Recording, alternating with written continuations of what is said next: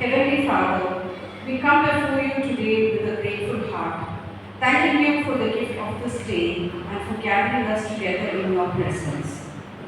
Lord, we invite your Holy Spirit to be with us as we listen to your word. Open our hearts and our minds to receive the message you have prepared for us. Help us to understand your truth and give us the wisdom to apply it in our daily lives. May your word encourage us, strengthen our faith, and guide us to live according to your will. Bless the one who is delivering the sermon today. Fill her with your Holy Spirit. Grant her clarity, courage, and humility as she shares your message. Let every word spoken bring glory to your name and draw us closer to you. Lord, remove all distractions and help us to focus on your voice. May this time of hearing your word transform our hearts and inspire us as to serve you faithfully. We surrender this time into your hands and ask for your blessings upon us. In Jesus' name we pray. Amen. மாத ஞாயிற்கான சிறப்பு செய்தி நம் அறிவதற்கும் இவாஞ்சலிஸ்ட் Latha pension அவர்கள் வழங்குவார்கள்.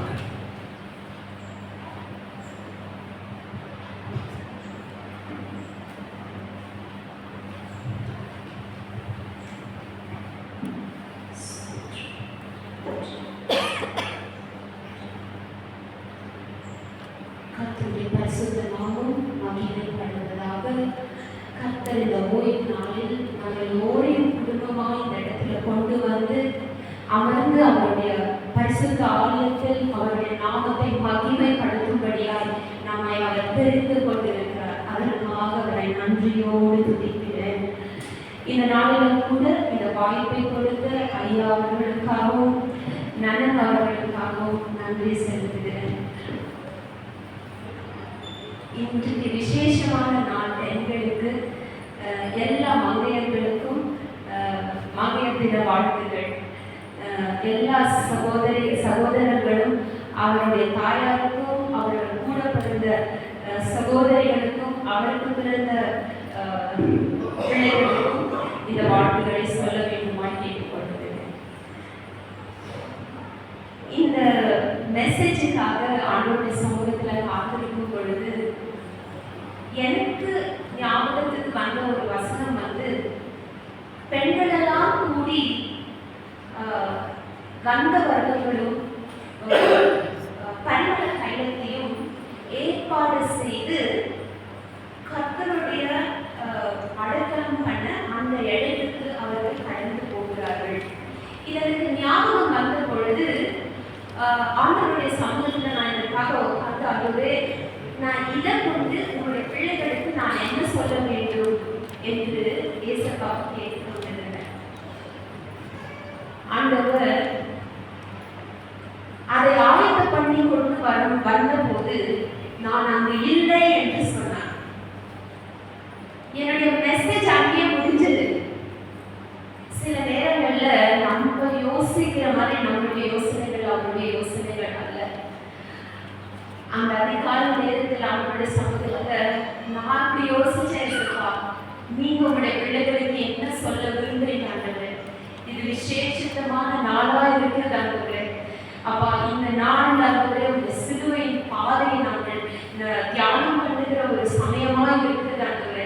நீங்க என்ன சொல்ல விரும்புறீங்கன்னு இயேசுப்பா சமூகத்துல ஜெபிக்கும் பொழுது ஆண்டவர் என்னை சிலுவையில் அடையறதுக்கு முன்பதாக நான் சொன்ன வார்த்தைகளை என் பிள்ளைகளுக்கு ஞாபகம் படுத்த வேண்டும் என்று ஆவியானவர் எனக்கு உணர்த்தினார். இன்றைக்கு நம்மளுடைய தியானத்திற்காக லூக்கா எழுதின சுவிசேஷம் 23ஆம் அதிகாரம் 26 தொடங்கி 31ஆம் வசனம் வரைக்கும் நம்முடைய தியானத்துக்கு நாம் இப்ப எடுத்துக்கொள்வோம். முதலாவது வசனத்தை வாசிப்போம். லூக்கா எழுதின சுவிசேஷம் 23ஆம் அதிகாரம். யாராவது தமிழ்ல வாசிங்க.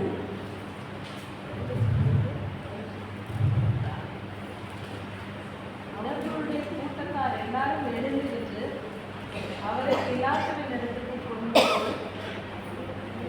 23, 26. அவர்கள் இயேசுவை கொண்டு போகிற போது நாட்டில் இருந்து வருகிற சிரேனே ஊரானாகிய சீமோன் என்கிற ஒருவனை பிடித்து சீமோன் என்கின்ற ஒருவனை பிடித்து சிலுவையை அவர் பின்னே சுமந்து கொண்டு வரும்படி அதை அவன் மேல் வைத்தார். அதை அவன் மேல் வைத்தார்கள். இந்த சிலுவைய சீமோனோட சிலுவையை ஏற்றி இதை நீ சுமக்க வேண்டும் என்று அவனை வலுக்கட்டாயம் பண்ணினார்கள். அவன் அதை ஏற்றுக்கொள்ளுகிற மனப்பான்மையிலும் கூட அந்த நேரத்தில் இருந்திருக்க கூடாது. ஏன்னா அவன் அந்த இடத்துல ஒரு பஸ்கா பண்டிகையை அதை ஆசரிக்கும்படியா ஒரு கால் குடும்பத்தோடு அந்த இடத்துல வந்திருக்கலாம். அப்போ அந்த அதிகாரத்தை ஸ்டார்டிங்ல இருந்து நீங்க வாசிச்சீங்கன்னா ஆண்டவர் எப்படியெல்லாம் பிள்ளாவுக்கு போய் அங்கிருந்து வேறொரு கிட்ட போய் அப்புறமா அவங்க 2 பேரும் இல்லைன்னு சொல்லி கை கழுவி அதுக்கப்புறமா அவரை கொண்டு வந்து அடிச்சு அவரை கொண்டு வராங்க. அவருக்கு சரீரத்துல பலனே இல்லாத அந்த சூழ்நிலையில அந்த சிலுவையை எடுத்து அந்த சிலுவையை சீமோனோட தோல்ல வைத்து இதை சுமந்து கொண்டு போ என்று சொல்லுகிறார்கள்.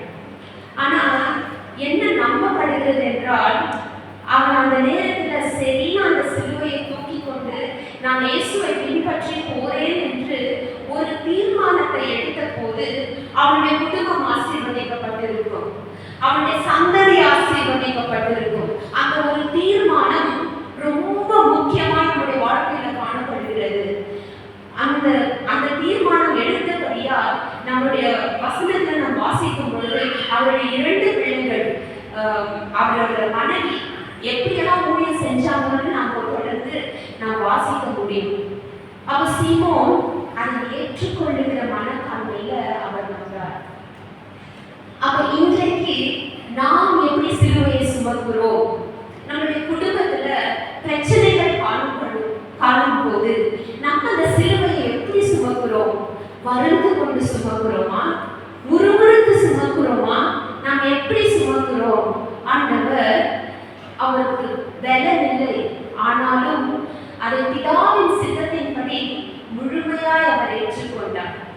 பேதுரு அவர்கிட்ட சொல்லும் பொழுது இது வேண்டாம் உங்களுக்கு சொல்லும் போது என் பின்னே போ சாத்தானே அப்படின்னு சொல்றாரு. அப்பனா இது பிதாவோட சித்தம் அவர் ஆயிட்டார். அப்ப நம்முடைய வாழ்க்கையில சிலுவையை நாம் சுமக்கும் பொழுது நம்முடைய சுவாபம் மாறும், நம்முடைய எல்லா குணங்களும் மாறும். தேவன் அதுதான் நம்மகிட்ட எதிர்பார்க்கிறாரு. அப்போ நம்ம சிலுவையை சுமக்கும் பொழுது நம்ம எப்படி சுமக்கிறோம்ன்றது ரொம்ப முக்கியமான விஷயம். அதை நம்ம பார்க்கணும். அப்போ நம்ம பாடுகள் சுமந்தால் கர்த்தருடைய வருகையில் நாம் எடுத்துக்கொள்ளப்படுவோம் என்று நாம் விசுவாசிக்கிறோம். நம்ம நிறைய மரண வீட்டுல துக்க வீட்டுல நம்ம பாடுவோம், பாடுகள் சுமந்தால் கர்த்தரின் வருகையில் கூட சென்றிடலாம், பாடி மகிழ்ந்திடலாம். பாடுகள் சகித்தால் பரமனின் வருகையில் கூட சென்றிடலாம், பாடி மகிழ்ந்திடலாம், பாடி மகிழ்ந்திடலாம். இந்த பாட்டெல்லாம் பாடிட்டு நம்ம அந்த மரணம், அந்த வீடு, அந்த துக்கம் முடிச்சோம் இந்த பாட்டை நம்ம ஓரமா வைக்கணும். ஆனா இந்த பாட்டை நம்ம தினம் பாடணும்.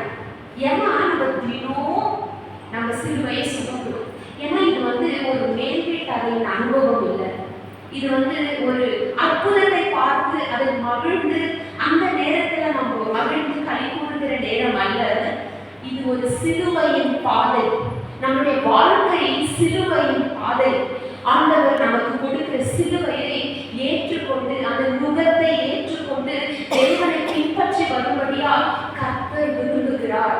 அதற்காகவே நம்மை அவர் தெரிந்து கொண்டிருக்கிறார். அடுத்த வசனத்தை வாசிப்போம். லூக்கா 23:27 வசனத்தை வாசிப்போம்.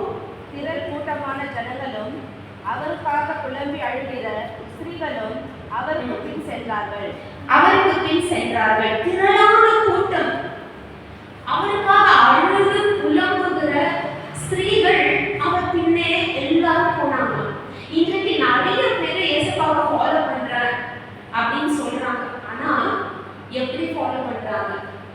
Is their life talking about Christ? அவருடைய வாழ்க்கை சாட்சியா இருக்கிறதா? புற ஜாதியின் நடுவில் என்னுடைய நாமம் தூஷிக்க கூடாதபடிக்கு நீ எச்சரிக்கையா இரு என்று சொன்ன தேவன் இன்றைக்கு நம்முடைய வாழ்க்கை எப்படி இருக்கிறது என்று ஆராய்ந்து பார்க்கக்கூடிய சூழ்நிலையில் நாம் இருக்கிறோம். கர்த்தருடைய வருகை மிகவும் சமீபமா இருக்கிறது. நம்மை ஆயத்தப்படுத்திக் கொள்ளும்படியால் தேவன் இந்த எச்சரிக்கை குரலை நமக்கு கொடுக்கிறார். Many kinds of people are there. ஆனால் கர்த்தருக்கு பின்னால நான் போறேன்ற முடிவு எடுத்த பிறகு திரும்பி பார்க்க கூடாது. கலக்கங்கள் கை வைத்துட்டா திரும்பி பார்க்க கூடாது என்று வேதம் நமக்கு கற்றுக் கொடுக்கிறது. நான் ஒரு இந்து குடும்பத்துல பிறந்து 18 வயசு வரைக்கும் பூஜை புனஸ்காரம் என்ற ஒரு பாரம்பரியத்தில் நான் வளர்க்கப்பட்டேன். ஆனா ஆண்டவருடைய அன்பை பார்த்த பிறகு அதற்கு ஈட எதுவுமே இல்லை. அதற்கு ஈட எதுவுமே இல்லை. நிறைய நம்மளுடைய லைஃப்ல பிளெஸிங்ஸை பார்த்துருக்கலாம், உயர்வை பார்த்துருக்கலாம், அதிகாரங்கள் பார்த்துருக்கலாம், எல்லாமே பார்த்துருக்கலாம். ஆனா இயேசுப்பாவோட அன்புக்கு ஈட எதுவுமே இல்லை. அப்போ ஆண்டவரை பின்பற்ற ஒரு வைராகியம் நமக்கு வேணும். எப்படி நானும் ஃபாலோ பண்றேன், நான் ஆண்டவரை பின்பற்றேன் அப்படின்னு நம்மளுடைய வார்த்தை அல்ல, நம்மளுடைய வாழ்க்கை பேச வேண்டும் என்று தேவன் விரும்புகிறார். அந்த சாட்சியுள்ள வாழ்க்கை, அந்த கனி கொடுக்கிற வாழ்க்கை மிக முக்கியமாக இருக்கிறது. இன்றைக்கு அந்த மரத்துல கனி இல்லை, ஆண்டவர் அதை பார்த்து துக்கப்படுறார். நீ பட்டு போயிடு, நீ கனியை கொடுக்கதான் போ, பிரயோஜனமே இல்லையே. நான் ஒரு ஆத்துமாவை ஆண்டவர்கிட்ட நான் என்னுடைய வாழ்க்கை அழைத்து கொண்டு வராவிட்டால் நான் வாழ்ந்தே பிரயோஜனம் இல்லை. ஆண்டவர் என்னை ரட்சித்து அவர் ரட்சிப்பின் பாத்திரத்தை எடுத்து அவரை தொழுது கொள்ளும்படியாய் கர்த்தர் எங்களை தெரிந்து கொண்டுகிறார் என்றால் அதற்கு ஒரு முகாந்திரம் உண்டு. இந்த இடத்துல நிறைய பேர் நம்ம கூடி வந்திருக்கிறோம்.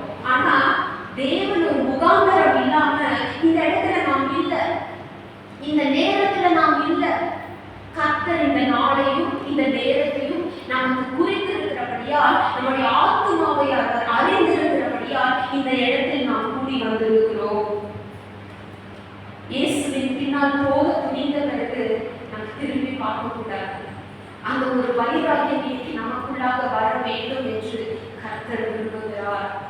அந்த வைராகியம் எங்கேயாவது இடறி போயிருந்தால் இன்றைக்கு அந்த வைராகியத்திற்கு தாங்க ஆண்டவரே, நான் எங்கேயோ இடறி போயிட்டு ஆண்டவரே, நான் விழுந்து போயிட்டு ஆண்டவரே, ஆனாலும் மறுபடியும் என்னை தூக்க நீங்க வல்லவரா இருக்கிறீங்க என்று ஒரு அர்ப்பணிப்பின் ஜெபம்.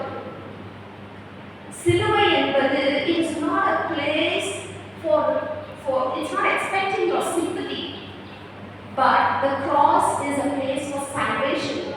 The cross is a place for you to surrender. It's not expecting your sympathy. இன்றைக்கு நாம் கர்த்தருடைய பந்தியில நாம் பங்கு தரும் பொழுது ஆண்டவரே நீங்க எங்களுக்காக மகிழ்ச்சி ஆண்டவரே, எங்களுக்காக உயிரை கொடுத்தீங்க ஆண்டவரே, அவ்வளவுதான். நமக்கு கண்ணீர் வரும். ஆனா ஆண்டவர் அதை எதிர்பார்க்கல. தேவன் என்ன எதிர்பார்க்கிறார் என்று நாம் தொடர்ந்து வாசிப்போம். இயேசு அவர்கள் முகமாய் திரும்பி, எருசலேமின் குமாரத்திகளே, நீங்கள் எனக்காக அழாமல் உங்களுக்காகவும் உங்கள் பிள்ளைகளுக்காகவும் அழுங்கள். 28வது வசனத்துல ஆண்டவர் இயேசு அவர்கள் முகமாக திரும்பி, எருசலேம் குமாரத்திகளே, நீங்கள் எனக்காக அழாமல் உங்களுக்காகவும் உங்கள் பிள்ளைகளுக்காகவும் அழுங்கள் என்று சொல்லுகிறார். இப்போ நம்ம போகும்போது நான் போயிட்டு வரேன் அப்படின்னு சொல்லிட்டு நம்ம போயிட்டே இருந்தா அது ஓகே. ஆனா வந்து உங்களை பார்த்து நான் போயிட்டு வரேன் சிஸ்டர் அப்படின்னு உங்க ஃபேஸை நான் பார்க்கும்போது அதுல ஒரு ஆழமான ஒரு அர்த்தம் இருக்கு, அதுல ஒரு ரீசன் இருக்கு. ஆண்டவர் திரும்பி முகமாய் திரும்பி இப்படி சிலுவை பாதையில போறாங்க. ஆண்டவர் திரும்பி அந்த ஸ்திரீகளை பார்த்து சொல்லுகிறார், நீங்கள் எனக்காக அழாமல் உங்களுக்காகவும் உங்கள் பிள்ளைகளுக்காகவும் அழுங்கள் என்று சொல்லுகிறார். இது ரொம்ப முக்கியமான ஒரு கற்றுதலை ஆண்டவர் நமக்கு கற்றுத்தருகிறார்.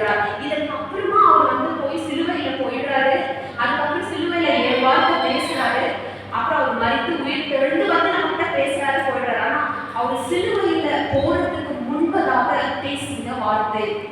நீங்கள் எனக்காக அழாமல் உங்களுக்காகவும் உங்கள் பிள்ளைகளுக்காகவும் நீங்கள் அழுங்கள் என்று சொல்லுகிறார். இன்றைக்கு நம்முடைய பிள்ளைகளை நாம் எப்படி வளர்த்திருக்கிறோம்? இன்றைக்கு நம்மளுடைய வாழ்க்கை நம்மளுடைய பிள்ளைகளுக்கு கற்றுத் தருகிறதா? நம்ம நிறைய விஷயங்களை நம்ம பிள்ளைகளுக்கு சொல்லி தரலாம். ஆனா நம்ம வாழ்க்கை அந்த பிள்ளைகளுக்கு போதிக்க வேண்டும். அப்போ நம்முடைய வாழ்க்கை ஒரு சாட்சியுள்ள வாழ்க்கையா இருக்க வேண்டும். அப்படி இல்லாத பட்சத்தில் அந்த பிள்ளைகள் நம்மிடத்தில் என்ன நீங்க சொல்லி கொடுத்தாலும் அவங்க கற்றுக்கொள்ளவே முடியாது. அதனால ஒரு சாட்சியுள்ள வாழ்க்கை மிக முக்கியம். பிள்ளைகளை, குடும்பத்தை ஆண்டவருக்கு நேராக கட்டி எழுப்புகிற அந்த கிருபைகளை நாம் பெற்றுக்கொள்ள வேண்டும் என்று கர்த்தருடைய சமூகத்தில் காத்திருக்கிற பிள்ளைகளால் நாம் காணப்பட வேண்டும். ஆண்டவரே, எத்தனை பிரச்சனைகள் வந்தாலும், என்ன போராட்டங்கள் வந்தாலும் ஆண்டவரே, அப்பா, இந்த குடும்பத்தை நான் கட்டி உனக்கு நேராக எழுப்புவேன் என்று வைராகியம் கொள்ளுகிற பிள்ளைகளை தேவன் இன்றைக்கு எதிர்பார்த்து கொண்டிருக்கிறார். நம்மளுடைய பிள்ளைகளை தேவனுக்காக ஊழியம் செய்யும்படியாய் அந்த பிள்ளைகளை ஊக்குவித்து நம்மளுடைய வாழ்க்கை அந்த பிள்ளைகளுக்கு பேசும்படியாய் நாம் நடந்து கொள்ளுகிற கிருபைகளை தேவன் நமக்கு தர வேண்டும். நம்மளால சுய பலத்தினால் நாம் எதுவுமே செய்ய முடியாது. ஆனா நம்ம பலவீனத்தையும் கர்த்தருடைய பலவீனமாய் விளங்குகிறபடியால் அதனால்தான் நாம் செய்ய முடியும். அவர் நாமம் நம்முடைய வாழ்க்கை நிமித்தம் மகிமைப்பட வேண்டும். அப்ப நம்ம பிள்ளைகளை எப்படி வளர்க்கிறோம் என்பது மிக முக்கியம். இன்றைக்கு நாங்கள் நம்ம ஃபேமிலியெல்லாம் பார்க்கும்போது அப்பா அம்மா செய்த ஊழியத்தை அவங்க இன்றைக்கு செய்கிறாங்க. அதை பார்க்கும் பொழுது எனக்கு ரொம்ப சந்தோஷம். என்ன பிள்ளைகளும் அந்த மாதிரி இப்போ வந்து அவ்வளோ வந்து உருவாகிட்டு இருக்கா.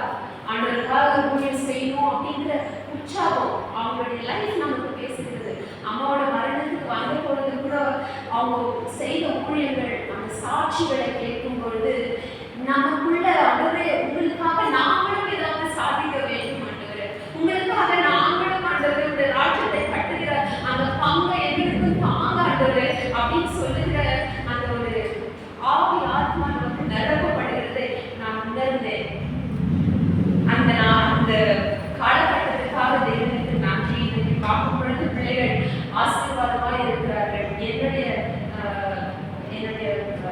மாமியார் அவங்க எல்லாம் வந்து ஊழியம் செஞ்சாங்க. அவங்க எனக்கு கற்று தந்து ஒரு ஆவிக்குரிய தாயாரை என்னை நடத்தினபடியால் இன்றைக்கு அவங்க உயிரோடு இல்லை.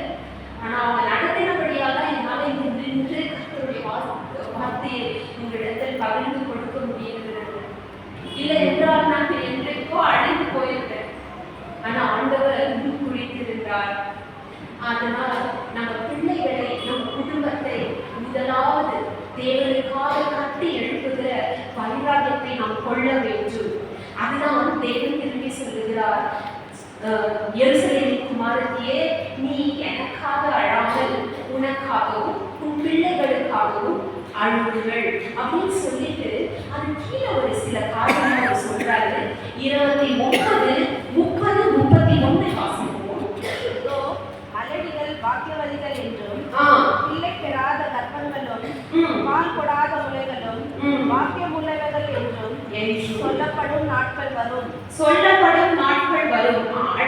அப்பொழுது மலைகளை நோக்கி எங்கள் மேல் விழுங்கள் என்றும் குன்றுகளை நோக்கி எங்களை மறைத்து கொள்ளுங்கள் என்றும் சொல்லத் தொடங்குவார்கள். பச்சை மரத்துக்கு இவைகளை செய்தால் பட்ட மரத்துக்கு என்ன செய்ய மாட்டார்கள் என்றார். அந்த வசனம் 3 நீங்க வாசிச்சு பார்த்தீங்கன்னா நமக்கு புரியவே புரியாது. அது என்ன சொல்றாரு பாருங்களேன், இதோ மலடிகள் பாக்கியவதிகள் என்றும் பிள்ளை பெறாத கர்ப்பங்களும் பால் கொடாத முலைகளும் பாக்கியம் உள்ளவைகள் என்றும் சொல்லப்படும் நாட்கள் வரும்.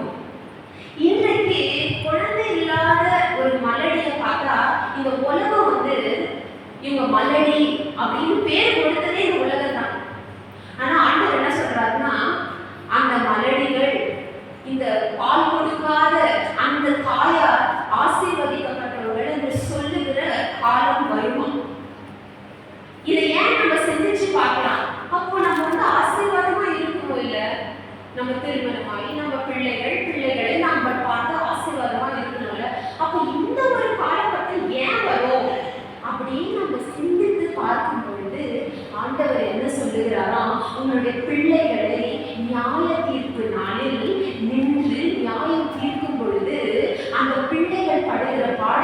பார்த்துட்டு ஒரு தாய் சொல்வாளா, இந்த பிள்ளைய நான் பெறாமே இருந்திருக்கலாமே, இந்த பிள்ளைக்கு நான் பால்படாவே இருந்திருக்கலாமே, இந்த பிள்ளை ஆண்டவருடைய வழியில நான் நடக்காத ஒரு நியாய தீர்ப்புக்கு நான் ஒப்பு கொடுத்துட்டேனே அப்படின்னு அந்த தாய் கதறுவாளா. அப்போ அப்படிப்பட்ட நாட்கள் நமக்கு வரக்கூடாது.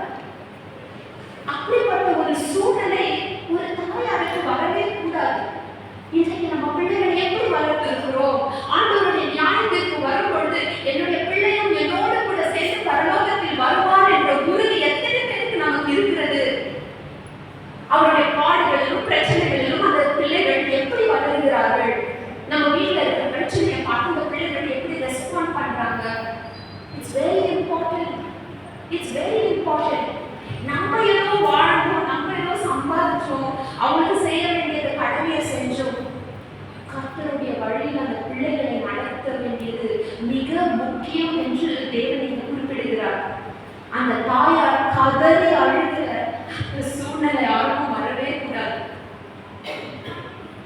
அடுத்த வசனம், அப்பொழுது மலைகளை நோக்கி எங்கள் மேல் விழுங்கள் என்றும், குன்றுகளை நோக்கி எங்களை மறைத்துக் கொள்ளுங்கள் என்றும் சொல்ல தொடங்குவார்கள்.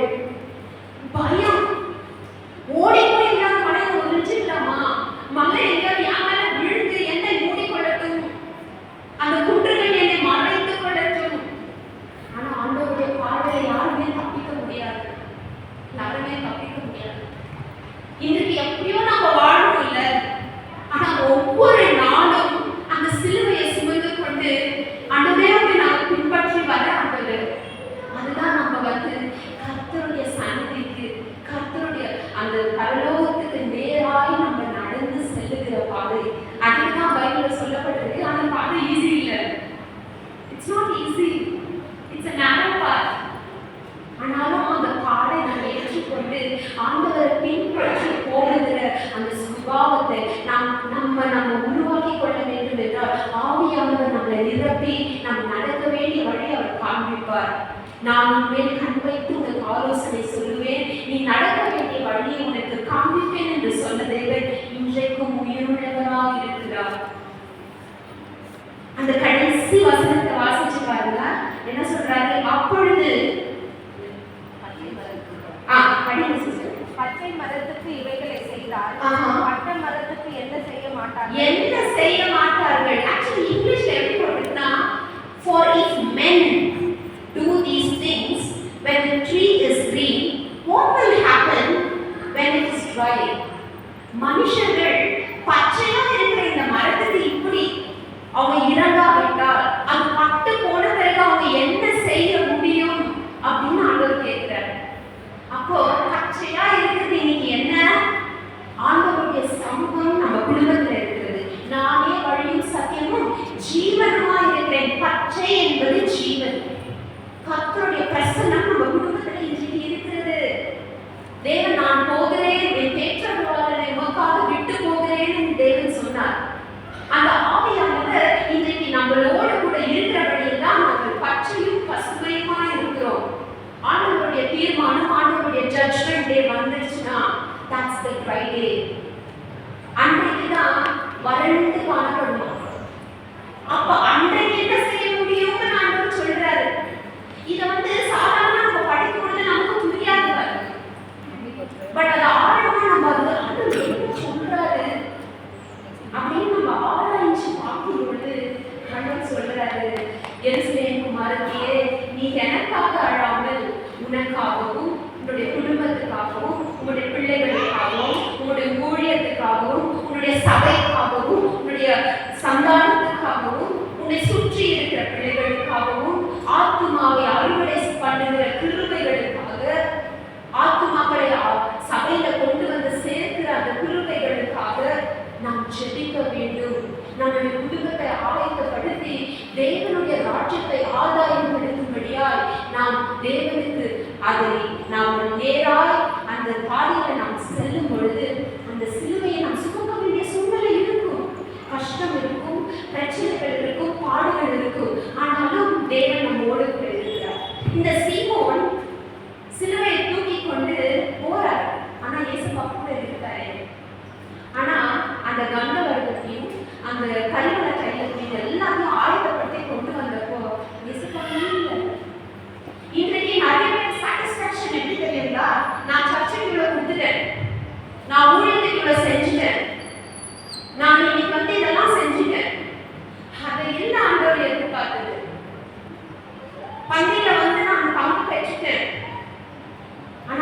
பிறகு நம்ம வாழ்க்கை எப்படி இருக்கிறது என்று தேவன் விரும்புகிறார்.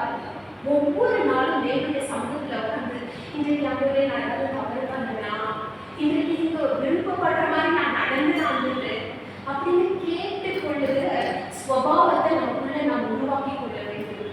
ஆவியானவர் நம்மை தெளிவாய் நடத்த அவர் வல்லவராக இருக்கிறார்.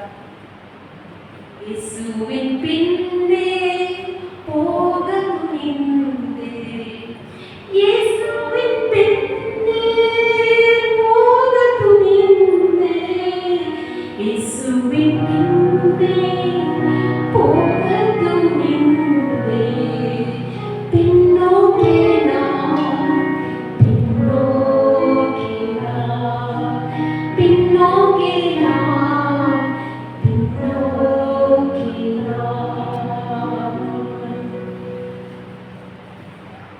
ஒரு சின்ன சாட்சி உங்கள்கிட்ட பகிர்ந்து கொண்டு இந்த செய்தியை நான் முடிக்க விரும்புகிறேன். நான் ஏசப்பாட்ட கேட்ட இந்த சாட்சியை நான் சொல்லணும் ஆண்டவரே. ஆமா, கண்டிப்பா ஆவியானவர் எனக்கு உணர்த்தினார்.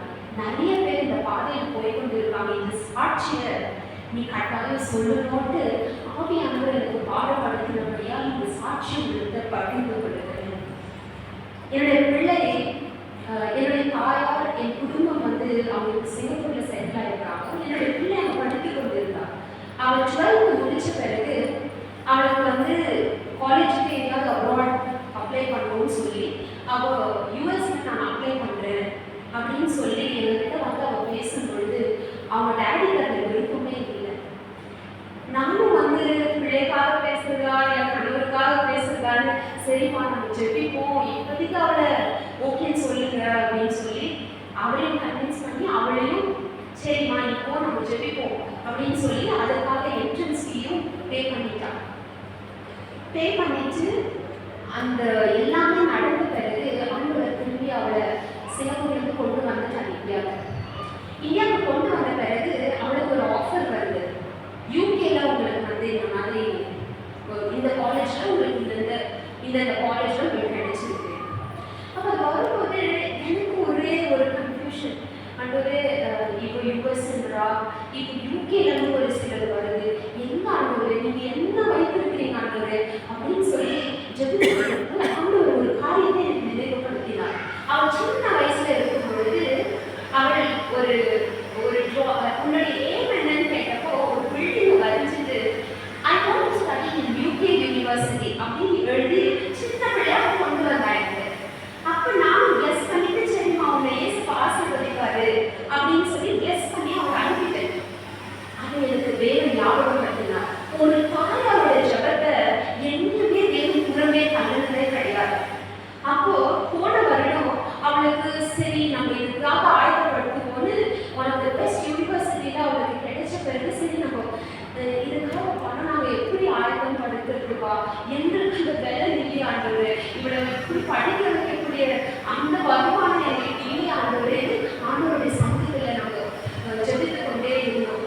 ஒரு டைம் அவங்க வந்து மம்மி இதெல்லாம் வேண்டாம் மம்மி, இதெல்லாம் ரொம்ப கஷ்டமா இருக்கும் மம்மி, நான் வந்து இங்கேயே வந்து கிரைஸ்டில் ஏதாவது படிக்கிறேன் மம்மி, நான் வந்து போஸ்ட் கிராஜுவேஷன் போய்னா நான் யூகேக்கு போகிறேன் அப்படின்னு அழுது கொண்டே பிள்ளை சொல்லிட்டு போய் தூங்கிட்டான். அன்றைக்கு மார்னிங் நான் போய் அவரை எழுதுறேன். அப்போது மம்மி எனக்கு ரொம்ப தலைவலிக்குது மம்மி அப்படின்னு சொன்னான். சரி நான் அவளுக்கு டைம் போட்டுட்டு அவன் பக்கத்துலேயே நான் வீட்டில் பண்ணி ப்ரேயர் பண்ணுறேன். அப்போ ஆண்டவருடைய வசனம் வருது, உங்கள் வெளியே புறப்பட்டு போய் நீங்கள் கொழுத்த கன்றுகளை போல வளருவீர்கள் அப்படின்னு ஆண்டவருடைய வசனம் வந்தது. எனக்கு ஒரே குழப்பம். ஆண்டவரே எப்படி இதெல்லாம் நடக்குமா, உங்க வார்த்தை வந்துச்சாங்க, ஆனாலும் என்னுடைய அவிசுவாசத்தை மன்னிங்கப்பா, இந்த விசுவாசத்தை எனக்கு பலப்படுத்துங்கன்னு அவனை எழுப்பி இயேசுவோட வார்த்தை வருகிறது, நீங்கள் வெளியே புறப்பட்டு போய் கொழுத்த கன்றுகளை போல நீங்கள் வளருவீர்கள் அப்படின்னு வசனம் வந்துருச்சு. இது வந்து லாஸ்ட் இயர் ஆகஸ்ட்ல இந்த மெசேஜ் இந்த வருது. அது வந்த பிறகு சரின்னு ஃபைனான்ஷியல்லாம் ட்ரை பண்ணிட்டு அது வரைக்கும் ட்ரை பண்ணது எதுவுமே சக்ஸஸ் ஆகுது. அன்னைக்கு ஈவினிங் போய் ஒரு ஃபைனான்ஷியல்ஸை பார்க்கணும், எல்லாமே டேபிள் டர்ன் ஆயிடுச்சு, எல்லாமே பர்ஃபெக்டா அந்த பிளேஸ்ல விழுந்துருச்சு. ஆண்டவருடைய வசனம் வந்த பிறகு அந்த விடுதலை உண்டாயிடுச்சு.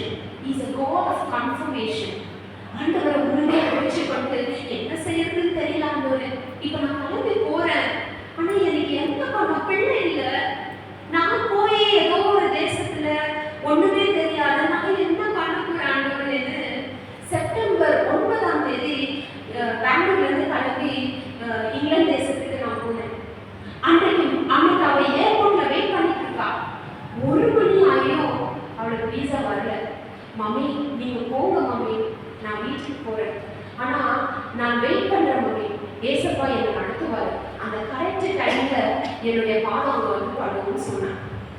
நான் அவ என்ன பண்ணிருக்கா, அவளுடைய திங்ஸ் எல்லாம் என்னுடைய பெட்டியில போட்டு இது பண்ணிருக்கா. எனக்கு லக்கேஜுக்கு நிறைய ஆயிடுச்சுன்னு சொல்லி நான் வெளியே வந்து அவளுடைய திங்ஸ் எல்லாம், ஒரு கோபம் வேற, ஒரு ஃப்ரஸ்ட்ரேஷன், என்ன செய்யறதுன்னு தெரியாத ஒரு இதுல அதெல்லாம் எடுத்து போட்டுட்டு நான் போயிட்டேன்.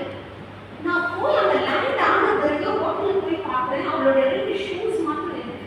அப்ப ஆவியானவர் சொல்றாரு, உறுதியா அவ பாதம் இங்க வந்து படும். அப்ப சரி ஏசப்பா நீங்க நடத்துவாங்க. நான் போய் ஒரு 2 நாள்ல அங்க வந்து எனக்கு ஒரு பாஸ்டர்ஸ் கான்ஃபரன்ஸ்க்கு ஒரு இன்விடேஷன் வந்தது. சரி நான் அதுக்காக கிளம்பி போகலான்னு ஒரு வாரம் தான் நான் புக் பண்ணியிருக்கேன். அந்த ஒரு வாரத்தில் அவள் வரணும். அந்த ஒரு வாரத்தில் அவள் வரணும்னு என்ன செய்யறதுனே எங்களுக்கு தெரியல. இவங்க எங்கள் வீட்டுக்காரங்க இங்கே வந்து ரொம்ப டென்ஷனாக இருக்காங்க. என்ன செய்யறதுன்னு தெரியல. குடும்பத்திலே எல்லாருமே ரொம்ப டென்ஷனாக இருக்காங்க. ஆனால் எனக்கு தெரியும் ஏசப்பா ஏதோ செய்யறாங்கன்னு. நான் அந்த கான்ஃபரன்ஸுக்கு போனேன். அந்த கான்ஃபரன்ஸ்ல ஒரு 150 பாஸ்டர்ஸ் அண்ட் தேர் ஃபேமிலிஸ் அங்க ஒரு இடத்துல இங்கிலாந்து தேசத்துல கூடி வந்திருந்தாங்க. கப் அப்படின்ற ஒரு ஃபெலோஷிப்போட ஒரு ஐக்கியத்தில் அவங்க கடந்து வந்திருந்தாங்க. அப்போ ஏசப்பா எனக்கு கொண்டு வந்து உட்கார வச்சிருக்கீங்க, நான் என்ன பண்ணணும்ன்றதே எனக்கு தெரியலையே அப்படின்ற போது ஆண்டவர் எனக்கு ஞாபகப்படுத்தினார். நான் வந்து அவளோட இங்கிலாந்து தேசத்துக்கு போய் சுற்றி பார்க்கலாம், எனக்கு அதெல்லாம் விருப்பம் இல்லை. ஆனால் அவளை போய் ஒரு சர்ச்சில் நான் நாட்டிட்டு வரணும் அப்படின்னு என் வாயில சொன்னது ஆண்டவர் எனக்கு ஞாபகப்படுத்தினார். அப்போ இங்கே பார், உனக்கு எந்த சபை வேணும் அந்த சபையை நீ எடுத்துக்கோ அப்படின்னு ஏசப்பா எடுத்து பேசுறத நான் உணர்ந்தேன். அப்போ ஒரு பாஸ்டர் வந்து என்கிட்ட பேசினாங்க. அப்போ நான் சொன்னேன், பாஸ்டர் இந்த மாதிரி பாப்பாவுக்கு வந்து யூனிவர்சிட்டியில் நாங்கள் போட்டிருக்கோம் பாஸ்டர் அப்படின்னா, நீங்கள் யூனிவர்சிட்டியிலலாம் ஏமா போட்டீங்க, அதுக்குள்ளெல்லாம் நீங்கள் போடவே கூடாது பிள்ளைங்கள அப்படின்னு சொல்லிட்டு நீங்கள் சர்ச்சுக்கு வாங்கம்மான்னு சொல்லிட்டு போயிட்டாங்க. அது ஒரு தமிழ் சர்ச், யூகேல பிரென்ட்வுட்ன்ற லண்டன் தேசத்தில் ஒரு சர்ச். அந்த சர்ச்சுக்கு நான் போனோமான்னு சொல்லி நாங்கள் ஜபிச்சுட்டே இருந்தேன். அப்புறமா சரி அன்னைக்கு நான் அந்த ஜபத்துக்கு நான் கடந்து போகும்போது ஆவியானவர் உணர்த்தி அந்த இடத்துல ஒரு இடத்தையும் பிள்ளைக்காக ஆயத்தப்படுத்தி வச்சிருந்தார். அவர் அந்த யூனிவர்சிட்டியில கொண்டு போய் அவர் அந்த இடத்த பார்க்கும்போது அது ஒரு சமகடல் மாதிரி இருந்தது. ஆண்டவருடைய பிரசன்ஸை என்னால் ஃபீல் பண்ண முடியல. ஏசப்பா என் பிள்ளை எப்படி வந்து இங்கே இருக்க போகிறா அப்படின்னு நான் நினைச்சு கொண்டிருந்தேன். ஆனால் இங்கே வந்து பார்க்கும்பொழுது பாஸ்டர் வந்து ஒரு இடத்தை அவளுக்காக ஆயத்தப்படுத்தி அந்த வீட்டில் 2 ஆட்டிசம் கிட்ஸ், அந்த 2 ஆட்டிசம் கிட்ஸுக்கும் அவங்க கீபோர்டு வாங்கி வச்சுட்டு யாராவது வந்து என் பிள்ளைங்களுக்கு டீச் பண்ணுவாங்களா அப்படின்னு காத்து கொண்டு இருக்கிறாங்க. அப்போ அந்த சூழ்நிலையில தான் நான் மோசஸ் பிரதர் இந்த நேரத்தில் நான் ஞாபகப்படுத்தி அவரை உண்மையாகவே தேவனுக்கு நான் நன்றி சொல்லியிருந்தேன். மோசஸ் பிரதர் வீட்டுக்கு வந்து சின்ன வயசுலேருந்து உங்களுக்கு எல்லாம் தெரியும் மோசஸ் பிரதர், அவங்க தான் வந்து என் பிள்ளைக்கு கீபோர்டெல்லாம் சொல்லி கொடுத்தாங்க. நன்றி சொல்லி தான் அவங்களுக்கு தெரியும். ஸோ அப்படி பிள்ளை வந்து இன்னைக்கு 2 ஆட்டிசம் கிட்ஸுக்கு அங்கே கீபோர்ட் டீச் பண்ணுறாங்க. ஸோ ஆண்டவருடைய திட்டம் ரொம்ப பெரியது. இன்றைக்கு அவங்க வர்ஷிப் நடத்தி அவங்க ஊழியத்திலையும் ஆண்டவர் ஈடுபாடாக அவங்க வைத்திருக்கிறாங்க. தேவனுடைய திட்டம் ரொம்ப பெரியது. நான் சொல்லிக்கொண்டே போகலாம்.